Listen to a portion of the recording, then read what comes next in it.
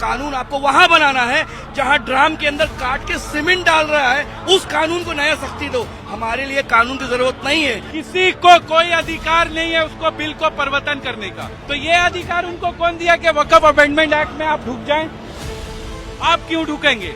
अभी कुछ ही दिन में क्या होगा, मुसलमान लोग को जमीन छीना जाएगा, कब्रिस्तान में जाने से, दफनाने से मना किया जाएगा। बोलेगा ले जाओ यहाँ से, जलाओ, ये वक्त का जमीन अब गवर्नमेंट का है, सेंट्रल गवर्नमेंट का है। ये बिल में बहुत सारा प्रॉब्लम है, ठीक है। ये बिल लाने का सरकार को कोई जरूरत नहीं है, ठीक है। जो पहले का बिल में जो कानून है वो ठीक है। IAS को क्यों यहाँ पर इतना अधिकार दिया जा रहा है कि वो ट्रिब्यूनल और हाईकोर्ट से बड़ा हो गया IAS। अब IAS फैसला करेंगे ऑन स्पॉट में कि यहाँ पर नमाज होगी, मस्जिदें बंद की जाएगी। आप तो बोल रहे हैं कुछ मगर होगा कुछ, इस वजह से तो हम लोग का प्रदर्शन है ना। आप इंटरफेयर क्यों कीजिएगा? और सब धर्म में तो आप इंटरफेयर नहीं कर रहे, इस पर क्यों कर रहे हैं? मसला तो यहाँ यही है ना। आप देखिए किस तरह से लोग निकल रहे हैं। आप देखिए किस तरह से पुलिस के साथ एक झड़प हो रही है। हम आपको तस्वीरों में दिखा रहे हैं। आप देखिए पुलिस के साथ एक झड़प के बाद जो है बैरिकेड तोड़ दी गई और भीड़ जो है बिल्कुल इस सड़कों पर आ गई है।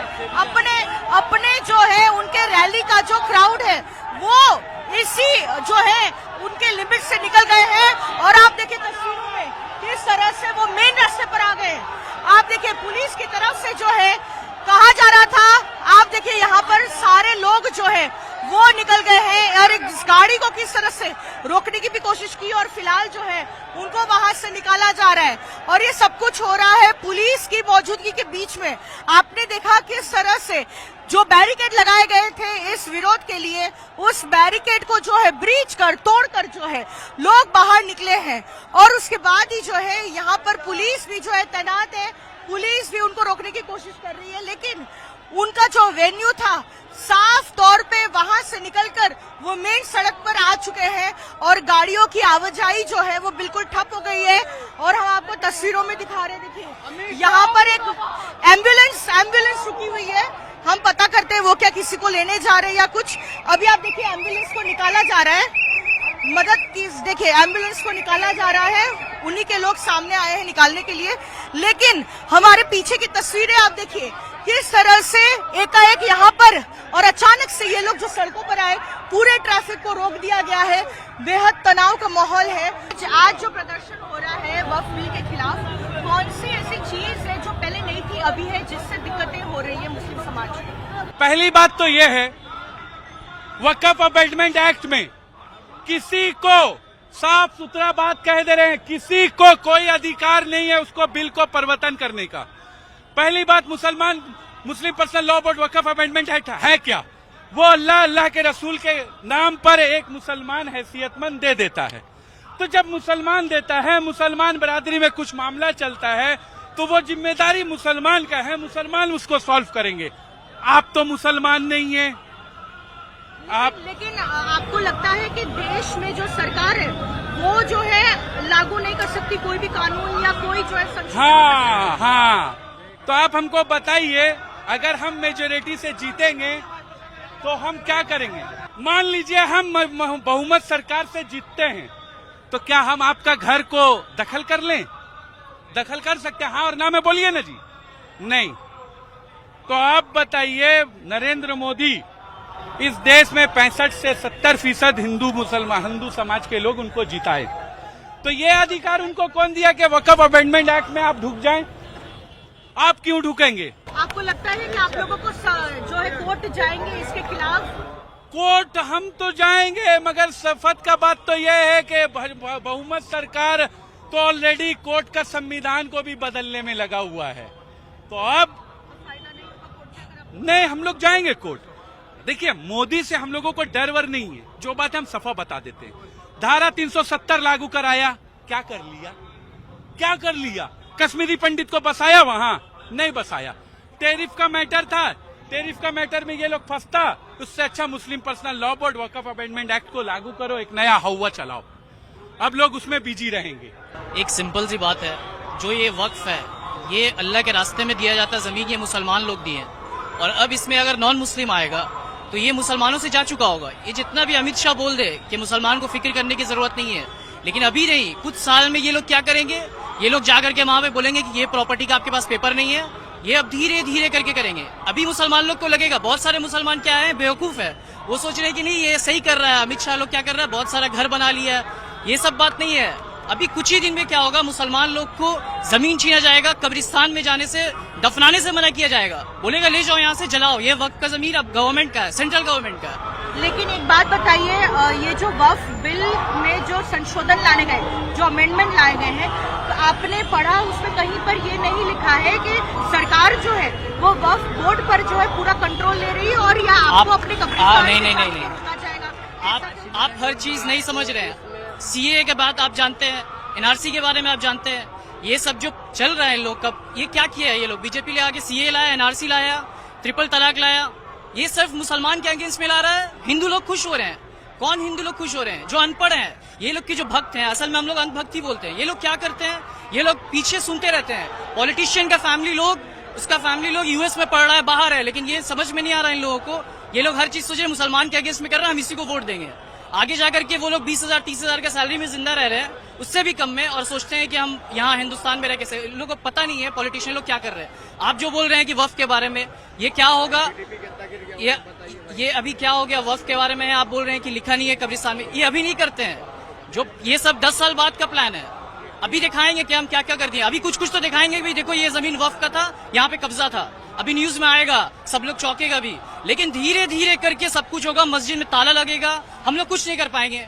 इसीलिए ये वक्फ चीज अल्लाह के रास्ते में दिया गया है, ये हम लोगों का चीज है, अभी से नहीं, ये कितने सालों से है। और अभी आकर के एक नॉन मुस्लिम, अच्छा एक बात बताइए, हिंदुओं का जो मंदिर का जो जमीन होता है उसमें एक भी मुस्लिम नहीं है, और अभी जो हम लोग के जो भी है कब्रिस्तान का जमीन है उसमें सब नॉन मुस्लिम है। सब लोग नॉन मुस्लिम हुक्मरानी करेंगे उसमें कि यहाँ पे क्या होना चाहिए, यहाँ पे क्या नहीं होना चाहिए। ये कौन सा रूल है, आप बताइए कौन सा रूल है, मतलब कोई लॉजिक नहीं बनता है। और पुराने बिल में ये सब कुछ नहीं था, तो इसी से भी दिक्कत है। जो नए क्लॉज ऐड किए गए, ये नए क्लॉज में ये है कि गवर्नमेंट रूल करेगा, सेंट्रल गवर्नमेंट रूल करेगा। पहले ये नहीं था, पहले हर स्टेट में वक्फ का अपना ऑफिस है, वो कंट्रोल कर रहा है। अब सेंट्रल गवर्नमेंट कंट्रोल करेगा तो स्टेट वाला कुछ भी नहीं कर पाएगा, उसको वहां से परमिशन चाहिए, वो वहां से फोर्स भेज देगा, तो क्या करेगा यहाँ पे। इसलिए हम लोग यहाँ पे प्रोटेस्ट कर रहे हैं, कुछ इसलिए नहीं आए हैं कि हाँ खेल तमाशा है, समझ रहे हैं आप। ये बिल में बहुत सारा प्रॉब्लम है, ठीक है। ये बिल लाने का सरकार को कोई जरूरत नहीं है, ठीक है। जो पहले का बिल में जो कानून है वो ठीक है, क्योंकि ये लाने का मतलब है मुसलमानों को दबाने का कोशिश किया जाता है, ठीक है। मंदिर का कोई कानून में देखिए कोई कानून नहीं है, गुरुद्वारा का कोई कानून नहीं है, चर्च का नहीं है। मगर मोदी सरकार अगर जितना भी बिल लाए, जितने भी लाए, मुसलमान जो अपने सिस्टम में है वही सिस्टम में चलेगा। ये बिल को नहीं मानेगा, नहीं एक्सेप्ट करेगा। यही सरकार से बोलना चाहें, ये बिल को वापस ले तो ये अच्छा, नहीं तो ये आंदोलन बहुत ज्यादा होगा, अब बहुत ही आगे और बढ़ेगा। आप अच्छा काम कीजिए, आपको मणिपुर नहीं दिखाई देता है, आपका डबल इंजन का सरकार, आप फेलियर है।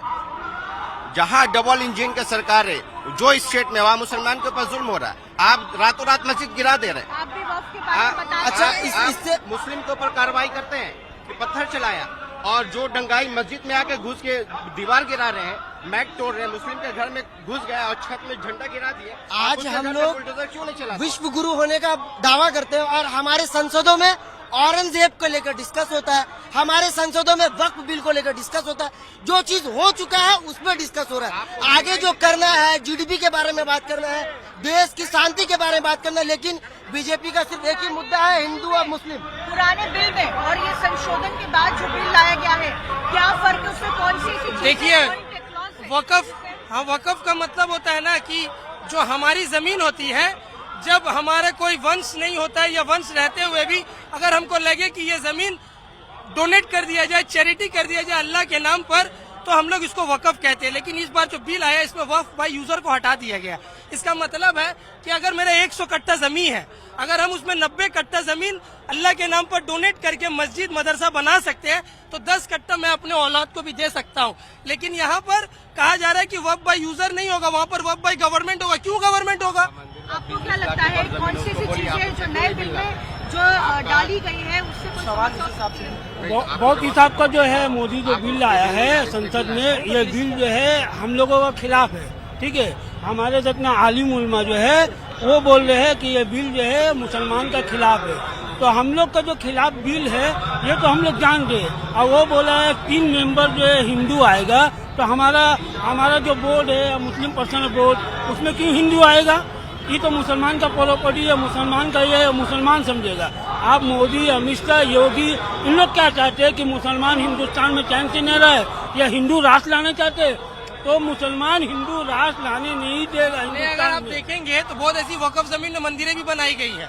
तो यहाँ पर कोई हिंदू मुसलमान की बात नहीं हो रही है। यहाँ पर बात हो रही है कि जब आर्टिकल 26 कह रहा है कि आप अपना रिलीजियस परफॉर्मेंस अपने हिसाब से रह सकते हैं, रिलीजियस राइट आपका फंडामेंटल अधिकार है, तो फिर आप हमारे वक्फ में क्यों शामिल हो रहे हैं? क्या इससे पहले वक्फ का मामला कोर्ट में नहीं हुआ है? आप देखे होंगे कि कोर्ट में जब भी मामला जाता है वक्फ ट्रिब्यूनल में, तो वहाँ पर 3 जज को बैठाया जाता है। एक जज होते हैं, एक काजी होते हैं और एक इमाम होते हैं, जो तीनों मिल करके एक नॉन बायस्ड फैसला किया जाता है। और अगर वक्फ ट्रिब्यूनल गलत फैसला करता है तो उसे हाईकोर्ट खत्म भी करके हाईकोर्ट फैसला कर सकती है। तो फिर वापस से यहाँ पर आईएएस को क्यों यहाँ पर इतना अधिकार दिया जा रहा है कि वो ट्रिब्यूनल और हाईकोर्ट से बड़ा हो गया आईएएस? अब आईएएस फैसला करेंगे ऑन स्पॉट में कि यहाँ पर नमाज होगी, मस्जिदें बंद की जाएगी। आप इस बिल के खिलाफ क्या जाएंगे कोर्ट, क्या सोचा? देखिए, बिल इससे पहले भी बहुत सरकार आई है। 1947 के बाद से बहुत बिल आई है और बहुत बिल को रोका गया है। आपने देखा होगा इससे पहले कृषि कानून बिल आई है, उस पर रोक लगाया गया। सीए एनआरसी बिल भी आया था, उस पर भी रोक लगा है। तो मुझे उम्मीद है कि जब तक हिंदुस्तान में डेमोक्रेसी डेफिनेशन के मानने वाले लोग रहेंगे, नेताजी भगत सिंह और गांधी के मानने वाले लोग रहेंगे, तब तक ये अंधा कानून बिल जो मुसलमानों के ऊपर एक जुल्म और ज्यादती है, तमाम लोग, सिर्फ मुसलमान यहाँ पर नहीं है। आप देखेंगे यहाँ पर हमारे हिंदू भाई, सिख भाई और ईसाई भाई भी है, क्योंकि उन्हें मालूम है कि ये आज अगर मुसलमानों के ऊपर अत्याचार हो रहा है, तो जब मुसलमानों को तोड़ दिया जाएगा, कमजोर कर दिया जाएगा, तो ये फिर खामोश नहीं बैठेंगे। ये सिख के ऊपर आएंगे, ये दलित के ऊपर आएंगे, ये ईसाई के ऊपर आएंगे, फिर गिरजाघर, फिर गुरुद्वारा। तो मेरा ये कहना है कि जिस तरह आज हम लोग यहाँ पर मस्जिद मदरसों को बचाने के लिए खड़े हैं, ठीक उसी तरह अगर कल गिरजा या गुरुद्वारे के ऊपर भी आक्रमण होगा, हम लोग इसी तरह रास्ते पर खड़े हैं। जिस तरह से किसान आंदोलन को हम लोग 2.25 साल लड़े थे, हम लोग इस बिल के खिलाफ, जो हमारे सीनियर्स और जो एक्सपर्ट्स, हम लोग मरते दम तक इस बिल के खिलाफ लड़ेंगे। अभी मसला यहाँ पे सिर्फ मुसलमान को लेकर नहीं है, आपका इंटेंशन और कंटेंट दोनों ही कॉन्ट्रडिक्ट कर रहा है। एक ही सदन में अमित शाह बोलते हैं कोई नॉन मुस्लिम इन्वॉल्व नहीं होगा, उसी सदन में किरण रिजिजू बोलते हैं कि मेरे साथ 4 मुस्लिम 2 लेडीज मुस्लिम इन्वॉल्व रहेंगी। तो दोनों की बातें आपस में ही कॉन्ट्रडिक्ट कर रही है, और आप हमको बोलते हैं कि हम आपके ऊपर भरोसा करें। कैसे भरोसा करें? आपकी तो होम मिनिस्टर कुछ और बोल रहा है, माइनॉरिटी मिनिस्टर कुछ और बोल रहा है, आप हमें बेवकूफ मसला वो नहीं है। कानून आपको वहां बनाना है जहां ड्राम के अंदर काट के सीमेंट डाल रहा है, उस कानून को नया सख्ती दो। हमारे लिए कानून की जरूरत नहीं है। वक्फ बिल, वक्फ प्रॉपर्टी मुसलमान अपना हिफाजत कर लेगा। दूसरी बात, आप मेरा ट्रैक रिकॉर्ड 5 साल का देंगे, अगर आप यहाँ पे आप बैरिकेड लगा देंगे और मुझे अपना प्रॉपर्टी वक्फ करना होगा, तो आप मुझे ट्रैक करेंगे मेरा 5 साल इस्लामिक डिपेंड कैसा रहा, हम इस्लामिक टाइम कैसे, आप कैसे मुझे जज करेंगे मैंने 5 वक्त का नमाज पढ़ा कि नहीं पढ़ा, मैंने रोजा रखा या नहीं रखा? तो आप बेवकूफ बनाना बंद कीजिए। ये लड़ाई मुसलमानों की नहीं है, ये एंड में लड़ाई हो जाएगी पिछड़ा जाति और अगला जाति के ऊपर। ये लड़ाई मुसलमानों के कंधे पर रख के बंदूक चलाई जा रही है। ये स्टेप बाय स्टेप वो ब्राह्मण को ऊपर करेंगे, ये वही लड़ाई है। और मुसलमान को पैनिक करने का मतलब ये होता है, मैं मीडिया के माध्यम से बोलना चाह रहा हूं कि मोदी जी आप अभी तक नहीं बोले। 2014 के बाद मुसलमानों का एक तबका मोदी जी को भरोसा किया था, लेकिन 16 के बाद से कंटिन्यू मॉब लिंचिंग हो रहा है, मदरसे तोड़े जा रहे हैं, मस्जिद तोड़े जा रहे हैं, लिंचिंग हो रही है। मोदी जी ने एक स्टेटमेंट नहीं दिया, फिर आप बोलते हैं मोदी जी भरोसा करो, बीजेपी भरोसा करो। आपके पास इतने एमपी में एक एमपी मुसलमान नहीं बन पाया। जो 2 मुसलमान नाक कान में उनके पास था, शहनवाज हुसैन और नकवी साहब, उनको गैरेज कर दिया आपने। फिर आप बोलते हैं कि हम मुसलमानों के साथ, हमें आपके ये सुझाव नहीं चाहिए। हम अपने अब जबकि ये पास हो चुका है बिल, इसके आगे क्या प्लानिंग है? देखिए, बिल तो किसान बिल भी पास हो चुका था। आपने एक लॉलीपॉप देकर रखा, एमएसपी पास देकर, तो हम लोग ये लड़ाई नहीं करेंगे।